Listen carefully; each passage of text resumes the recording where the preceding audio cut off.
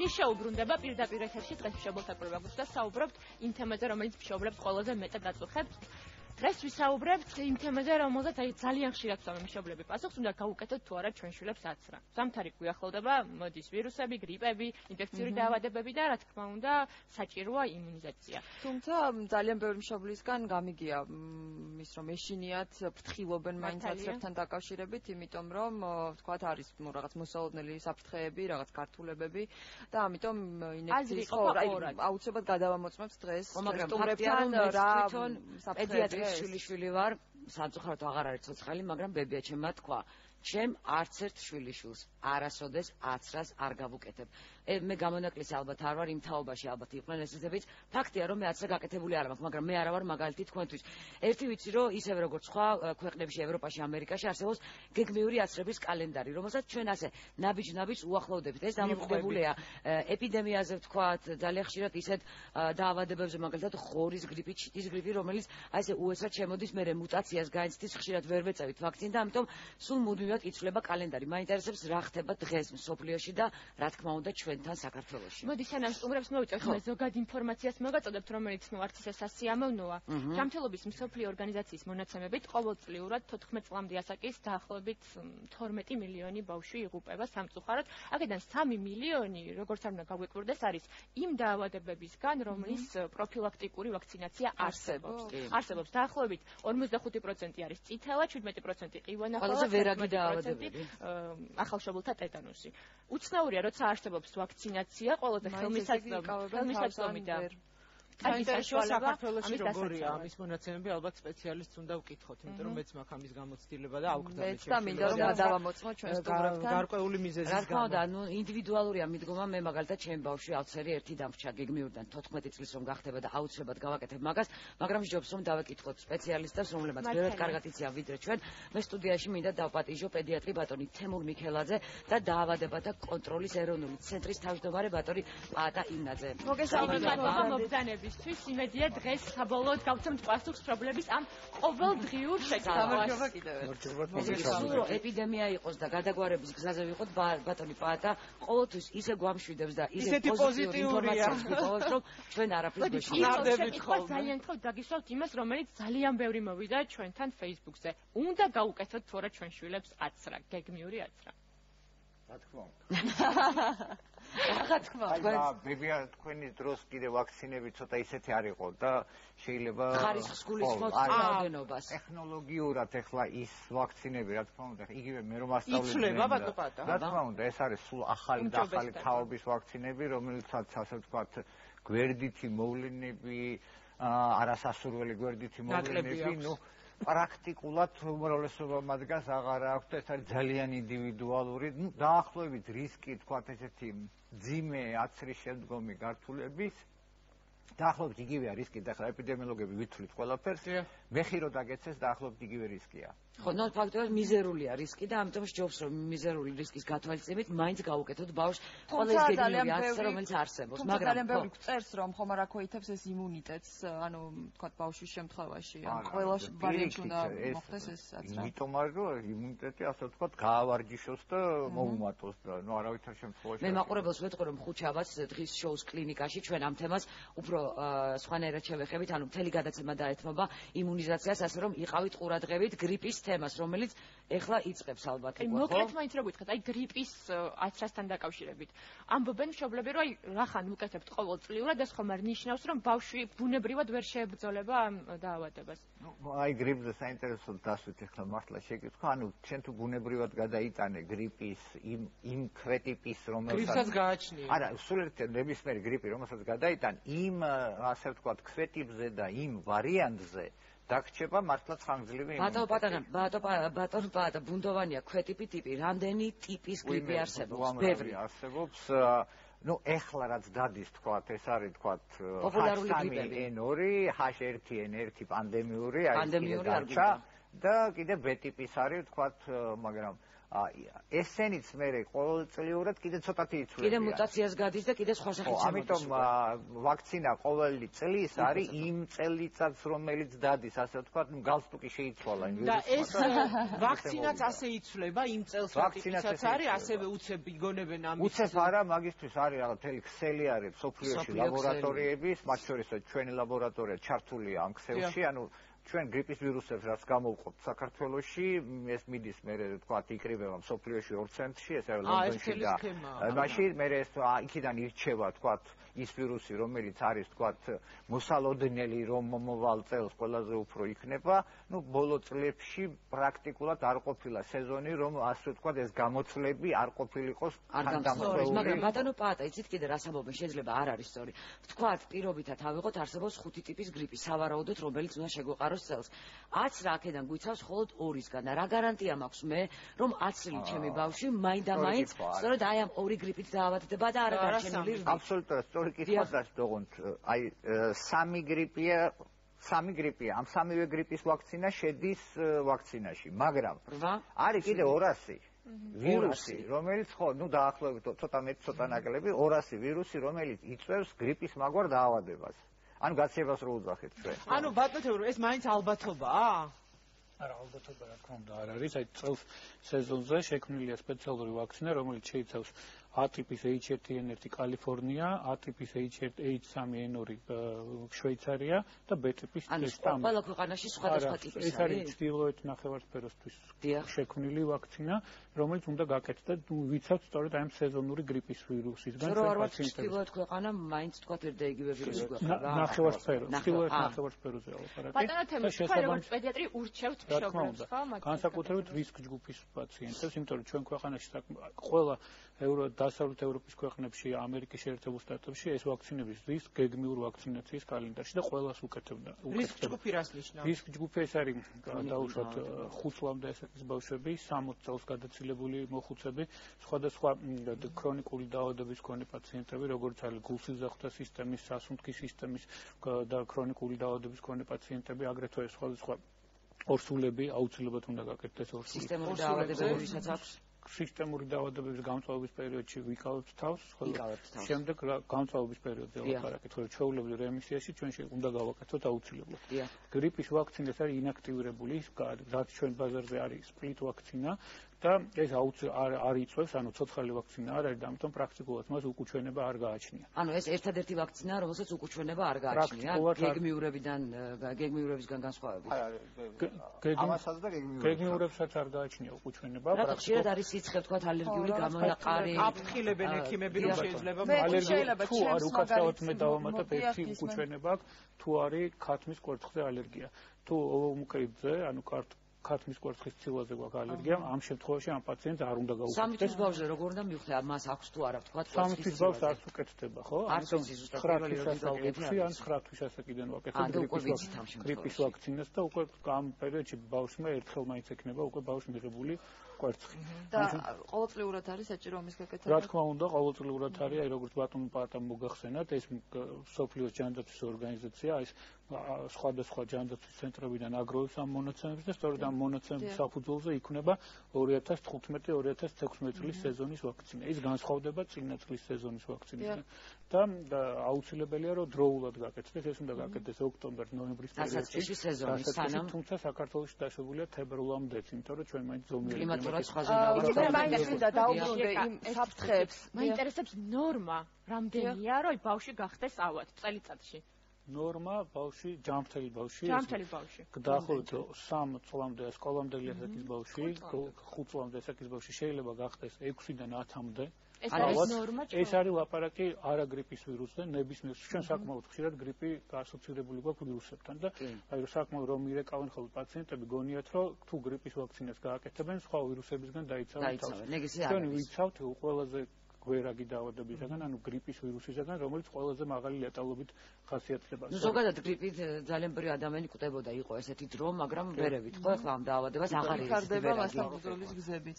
ეხლა მაგრამ ისეთი პროცენტულობა ძალიან დაბალია, ვიდრე იყო თქვა წლების წინ. არა, ჩვენ არ გვექნება ეპიდემია, პანდემია, სიმპტომურად კურნალობთ, თუ როცა პანდემიური იქნება, იმიტომ რომ გრიპის კურნალობა პრაქტიკულად არ არსებობს. შეიძლება მაშინაც ვერ მოვერიოთ და განსაკუთრებით ქრონიკული პათოლოგიის მქონე პაციენტებში, რომელთანაც მათ ლეტალობა არის მაღალი და სწორედ ამიტომ ჩვენ ვაკეთებთ აუცილებლად ვაქცინა პროფილაქტიკას. ჩვენ ძალიან ბევრი მშობელი გვიყურებს მაინც და რა თქმა უნდა გასაგებია თქვენი ცალსახა პასუხი, რომ ეს აცრები არსებობს იმისთვის, რომ საჭიროა გაკეთდეს, რა თქმა უნდა, მაგრამ ვთქვათ მე რაც დედაჩემისგან, ასე ვთქვათ, გადმოცემით ვიცი, ეს არის ის, რომ მე 1 წლის ასაკში გამიკეთდა ეს აკადესი რაც იყო, 3 ინებში რომ ასაკში არ კეთდებოდა, ну დაახლოებით ალბათ, შეიძლება ეხლა მე ზუსტად არ მახსოვს, მაგრამ ყოველ შემთხვევაში ორჯერ მომცა ძალიან ისეთი მწვავე რეაქცია მაშინ, რის გამოც თქვათ გახდა გასაჭრელი, თქვათ რა ჯირკვალი და ასე შემდეგ. მაშინ ნუ ვერ ახსნეს ეს რამდენად შეიძლებოდა უშუალოდ ყოფილიყო კავშირში, თუმცა ძალიან უცნაურად დაემთხვა, ასე ვთქვათ, რის გამოც რა თქმა უნდა ცოტა ესეთ რთულად იღებდა გადაწყვეტილებას. აცის გაკეთებასთან დაკავშირებით, იმიტომ რომ ეს ორჯერ გამეორდა. რამდენად შეიძლება ვთქვათ ასეთი მწვავე რეაქციები იყოს კავშირში, ან როგორ უნდა მიხვდეს მაინც მშობელი. როგორ მოიწოთა, როგორ აირიდოს გამოიყოფა მშობლების აზრი, გაუკეთოთ თუ არ გაუკეთოთ. თუმცა თქვენ ხარისხიც ახსენეთ და თქვა დროსთან ერთად ალბათ ბევრი რამ იცვლება ტექნოლოგიურად. საქართველოში წლის განმავლობაში რაღაც 500.000, 600, ან 9 მილიონზე მეტი აცრა ტარდება. ეხლა გაყავით 365 დღეზე. ანუ დღეში რამდენი 1000 აცრა ტარდება? ძალიან ბევრი. ეხლა მეორე დღეს რო ვიღაცას აგური დაეცეს თავში, არ შეიძლება ეს დააკავშირო მერე ვთქვათ ვაქცინაცია. აი გიჟდები, სულ რო გრიპი მქონდეს კვდებოდეთ, თქვენ რომ გისმენთ, ვიცი რომ გადავრჩები. თუმცა თუ მაინც აერთებში გამორიცხული არ არის ვთქვათ, ეხლა ვიღაცა შეიძლება იყოს ალერგიული ვთქვათ, აი ამ კონკრეტული კომპონენტისადმი, მაგრამ იცით არ შეიძლება ადამიანი იყოს ყველა მარტოზე თუ ალერგია, შოკოლადზეც ვერ გექნება. აი განმეორებით უკეთდება აცრა. არა, თუ ამ ოდნავ მაინც ალერგიული რეაქცია მისცა და ესეთი არის უკიდურესად იშვიათად, როგორც მაგრამ იგივე ვაქცინა არ შეიძლება. სხვა შეიძლება. აი ამას გეკითხებით. მე მქონდა ასეთი შემთხვევა, ალერგიული არ არის და მეორედ გაუკეთეს. ეს ალერგიული რეაქცია არ უნდა განვიხილოთ თუ გვაქვს დაყოვნებული ტიპის, ანუ კვინკეს შეშუპება, ანაფილაქსია, ან ეს მწვავე ურტიკა. ანაფილაქსია ხო იმ წუთასაც დაყოვნებული ხო არ არის. დაუყოვნებელ ტიპზე ვარ. სხვა შემთხვევაში ვაქცინა უნდა გავაკეთოთ სხვა ალერგიული გამოვლინებით. პატარა ეს ამის დროს კეთდება ვაქცინა. ვაქცინის უკუჩვენება არის წინა დოზაზე განვითარებული ანაფილაქტოიდური რეაქცია, ან დაუშვათ კვერცხის ცილა თუ არ გვაქვს, იმაზე განვითარებული რეაქცია. ანუ სრულყოფილი იმუნიზაცია არ არსებობს, მაინც თუ არსებობს. აი რა შემთხვევაში ითვლება სრულყოფილად? ყველა აცრა გაკეთებული და ის კონკრეტული დაავადება შეიძლება რა დაემართოს? რომელზეც გავაკეთეთ ვაქცინაცია. შეიძლება დაემართოს ან ძალიან მსუბუქი ფორმა. კარგი, მაყურებელს კითხვა ძალიან ბევრი, ერთ-ერთი ნუ ეს საშუალოდ შევაჯერე ახლა. პნევმოკოკის აცრაზე კითხეთ, გთხოვთ, როდის უტარდება ბავშვს და თუ აეკუთვნის მას ეს ყველაფერი უფასოდ პოლიკლინიკაში. არ ვიცი ეს რომელს კითხოთ, ალბათ თქვენ ბატონო პაატა. ახალი დანერგილი ვაქცინა არის, ასე ვთქვათ, სახშან წლის ბოლოდან დაინერგა. კიდევ უფრო მიუახლოვდით, ასე ვთქვათ, ცივილიზებული ქვეყნების კალენდარს ამ ვაქცინის დანერგვით.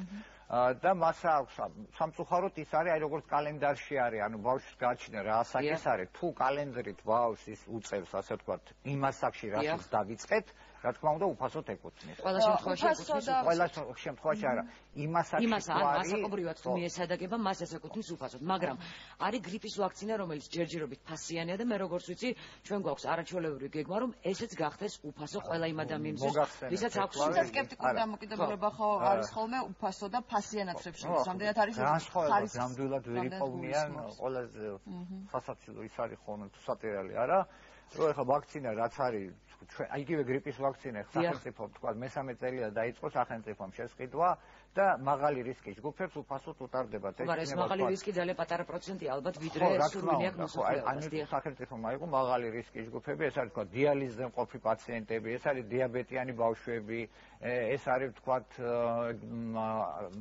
ისეთი ბავშვები, რომლებიც დახურულ კოლექტივებში ცხოვრობენ, თქვათ, სადაც მეტი რისკია და სხვა შორის ექიმები. ექიმები ალბათ პირველი ასევე მაღალი რისკია, იმიტომ რომ ნუ თვითონ თუ ავად გახდა ვეღარ უმკურნალებს პაციენტს.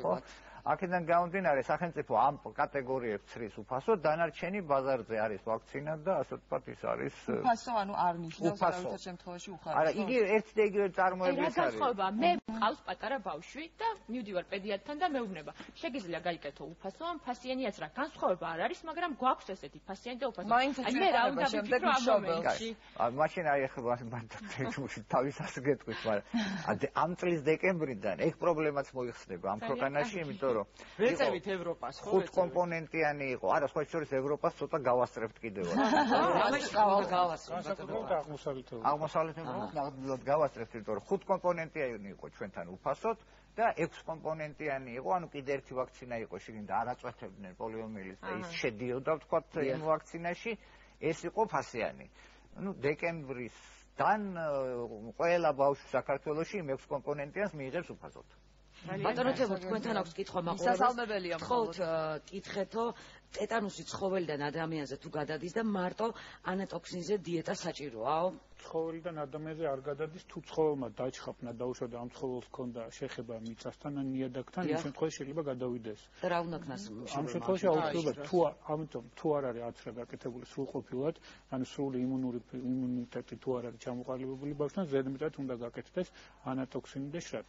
თუ გაკეთებული აქვს ტეტანუსი აღარ არის? 5 წლის განმავლობაში იცავს ის. დაუშვათ თუ ბავშვს დაუშვათ ჩამოჩხაფნა ამ ცხოველმა 3 წლის ასაკში, მას წლინახევრის ასაკში და მანამდე 3 უკვე გაკეთებული აქვს, ამ შემთხვევაში აღარ ჭირდება. და კიდევ ერთი კითხვა, ჰემანგიომის შემთხვევაში კეთდება თუ არა აცრა? რა თქმა უნდა და ეს საკმაოდ მცდარი შეხედულება, როცა ჰემანგიომის მაგრამ არის ეს შეხედულება ფაქტია. მცდარია, იმიტომ რომ ჰემანგიომის დროს ჩვენ ავადებენ ხოლმე ზოგიერთ შემთხვევაში. პრაქტიკულად დაშვებულია და უნდა გაკეთდეს. როდის უნდა გადავავადოთ? მაგალითად, ძალიან კარგი რაღაცა თქვა, რომ აი გადავადებებზე. აცრა მაშინ არის ყველაზე უფრო უსაფრთხო, როგორც კალენდარში რო წერია, რომ 2 თვის ასაკში უნდა დაიწყო 2 თვის ασაკში.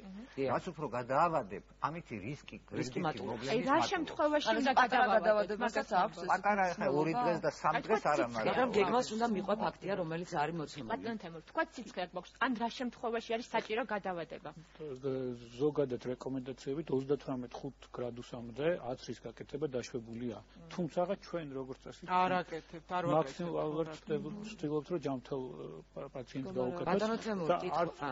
იმიტომ რომ დაასრულეთ. და რა შეეხება გადავადებას, რა დროს თუ გვაქვს ჩვენ დაუშვათ თანდაყოლილი იმუნოდეფიციტი, ამ შემთხვევაში საერთოდ არ ვაკეთებთ ვაქცინას. და ამიტომ კიდევ ერთხელ სულ ვიმეორებ ამას, რომ აუცილებელია რომ მაქსიმალურად გავაკეთოთ მთელი მოსახლეობის ვაქცინით, რომ დავიცვათ ზუსტად აი ეს 0.2-0.5% მოსახლეობისა, რომელიცაცაც ვაქცინა არ შეიძლება და ვერ ვაკეთებთ, ხო?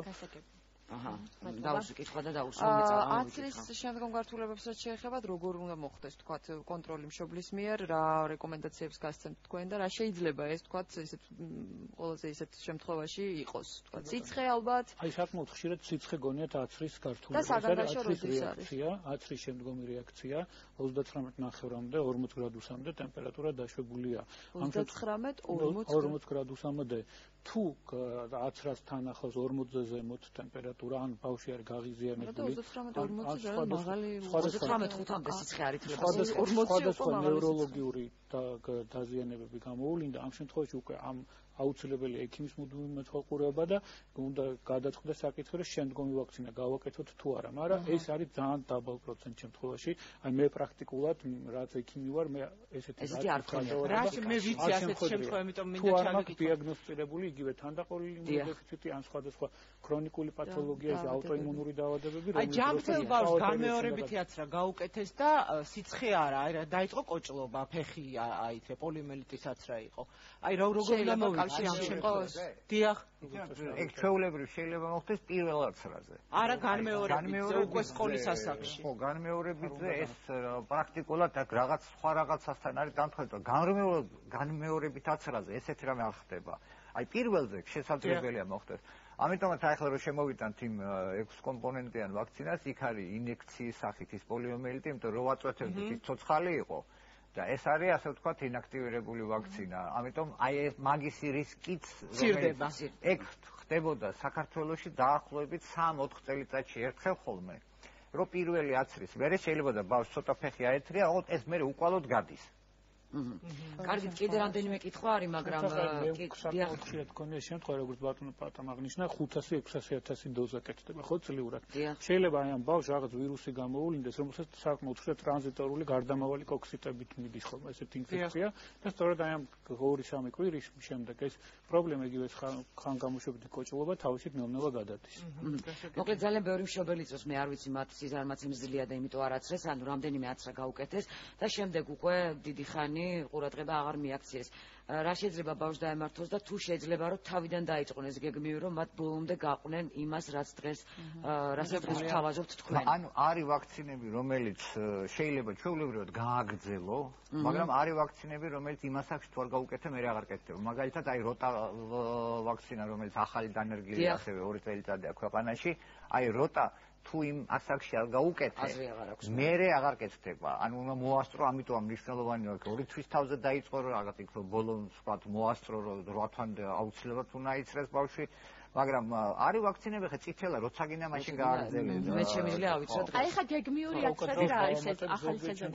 ჩვენ რეკომენდაცია გვაქვს დარღვეული კალენდრით აცრის. ეს არ ეხება როტავირუსს, მაგრამ სხვა ვაქცინებს და ეს გაკეთებული ვაქცინა არ ჩაითვლება დაკარგულად. მოკლედ ესეთ მშობლებს ვეთქვი რომ ჯობია პედიატრს მიმართოს და იმან მოგცეთ თქვენ რეკომენდაცია ვიდრე ჩვენ ასე აუცილებელი გეგმა. ამ კითხვას უნდა ავსრათ თუ არა ჩვენი ბავშვი? ძალიან ბევრი კითხვა იყო ამასთან დაკავშირებით, აუცილებლად უნდა ავსრათ. და ეს გეგმა უნდა შევასრულოთ. მე მინდა რომ ჩვენი პატარა რუბრიკა გავუშვათ, ექსპერტების რუბრიკა, რას ფიქრობენ ისინი აცრაზე, ჩვენი პატარა ბავშვები. ნახოთ.